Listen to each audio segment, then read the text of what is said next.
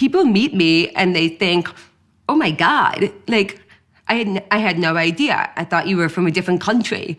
If it comes up, someone asks, where are you from? And I say New York, they say, no, but where are you really from?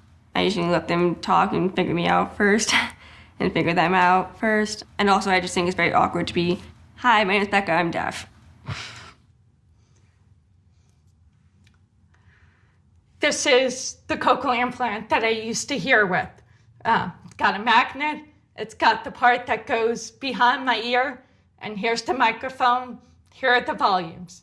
The sound is transferred through the wire here and then into this coil, and then it goes through the skin on my head and then into the computer chip that is inside my head, and then through the electrode array that is wired into the cochlea.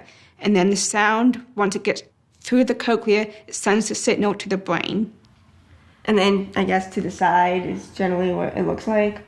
And here's my right side. And then generally when I do my hairstyles, I try to keep my coils, my magnets hidden. So what you'll find is that when I take it off, the longer I keep it off for, the more my deaf disability comes out. My voice becomes more monotone, and it becomes more difficult to think about what I'm saying. The only reason that I know what I'm saying is because I feel the vibrations of my voice speaking to the camera. When I take my cochlear implants off, I cannot hear a single sound, not even the loudest sound. It's a complete 100% silence. When I have it off, I'm a little insecure about what I'm saying and how I sound because I know it sounds different.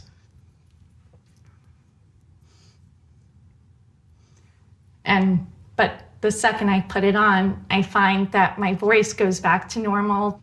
Hiding it means that we can present ourselves for ourselves rather than putting our disability first. Right. We aren't hearing impaired people. We just have hearing loss. Well, we're deaf. No, we have hearing loss. No, I really do. I really do want to say that I'm deaf and that I'm not hearing impaired because I think it gives people a different perception, and I want to give people a different perception of what being deaf really means. When I first started, it wasn't the same. I remember having a box on my chest that was under my shirt, and each different device and how much it changed. Kids started noticing that I had something different about me. I still had a body aid. It was about this big, and it went directly across my chest. There was no way to hide any of this. So I have almost like suspenders on me with the giant ear molds going into my ears. I mean, there was no way around it. I was different. I don't actually remember doing this, but apparently my mom told me I used to act as though if it were a radio, even though there was no music coming in. So that was my first piece of equipment in school.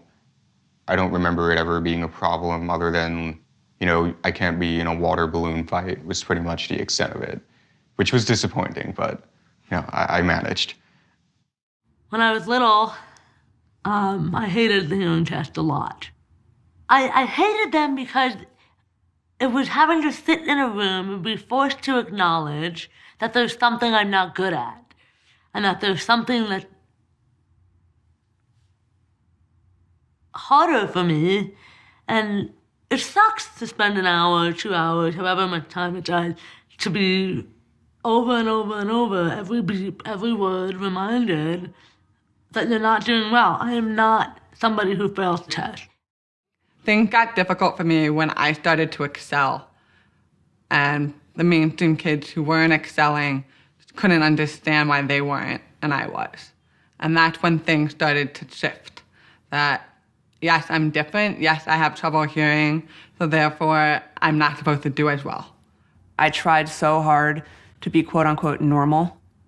I just didn't want people to know I had a hearing loss. It's been something I've dealt with pretty much my whole life, trying to get people to not know I have a hearing loss. And I would say only recently, maybe within the last year or two, have I really come out and owned it. The real difficulty was when I transitioned into the clinical years of my medical school education, because they had never had anybody with this type of hearing loss, and everybody was just kind of like, well, what do you want us to do? Because I'm so high functioning. I am so high functioning. Most people look at me and they don't see me as needing anything extra, seeing me as being any different. So it was almost harder for them to have to do a double take and say, wait, what? You need help? You need something different? When it comes time to being intimate with someone, it becomes a big deal. There are certain nuances, there are certain things that are said, and there are certain instances where I would be completely in the dark and completely in the unknown if I don't have my hearing aid on, if I don't have my implant on, and it's a very scary feeling for someone. So I'm engaged now. I've been engaged for maybe a month now, and she's a hearing person. When we met, I didn't tell her up front that I was hearing impaired. She tried to call me, and I would always have some kind of excuse. I would say I'm in the bathroom, or I'm at work, or something. I would make up an excuse. When we were ready to actually become boyfriend and girlfriend, that's when I actually told her that, I'm hearing impaired. And she's like, wow, that makes a lot of sense. Oftentimes, other people are more uncomfortable with my hearing impairment than I am. And I understand that. We live in a society in which, you don't look at somebody who's in a wheelchair because you don't want to make them feel uncomfortable. You don't say anything, you don't ask questions. There are people who don't want to talk about it. And I think that we're so afraid of being rude that sometimes I think we make these people invisible. And we create a barrier between ourselves and them. And I wish that more people would just ask.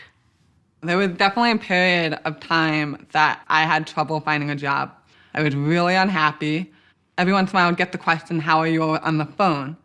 And then employers are not supposed to ask you specific questions about how you're able to do something, because that's discrimination if they choose not to hire you. And I definitely got that question or the like hundreds of times.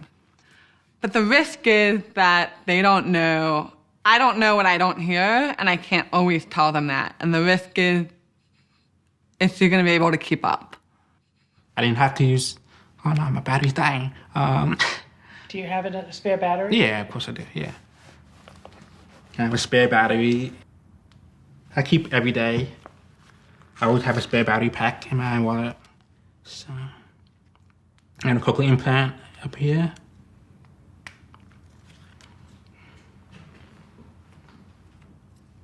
So now I can't hear, the battery's out.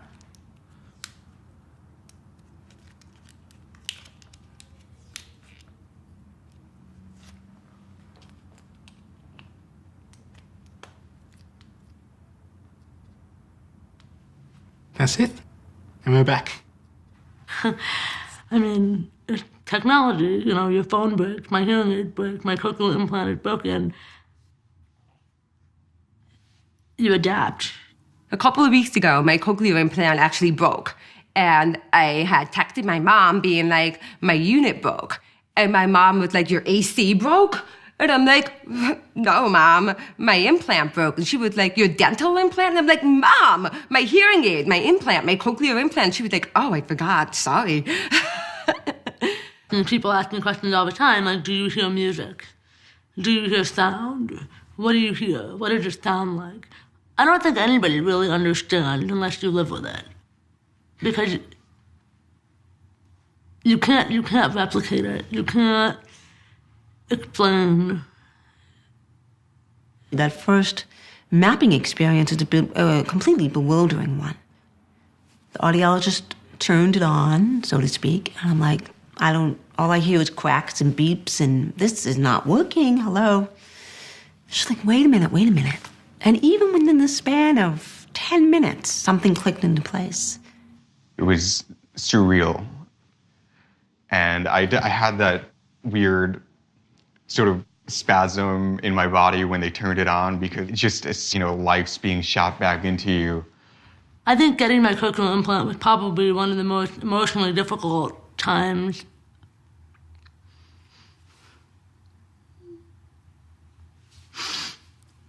It was really hard.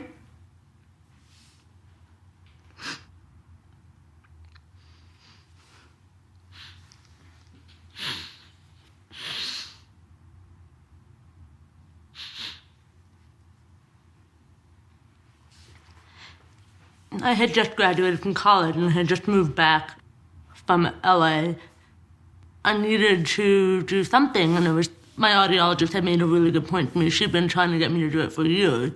And she said to me a couple years before that, she said, you'll do it when you feel like you're missing something, when you feel like you're not getting everything you should be getting out of everything. You just have to learn to embrace it. I mean, I think it took me until college to really embrace how cool this is, that I can hear and still take it off and be deaf at the same time. You know, it's something that I'm used to. If I do reflect on it, I never reflect on it in a negative way. It's always, you know, wow, look where I am. You know, look what I've overcome. If I did this, anything else is possible.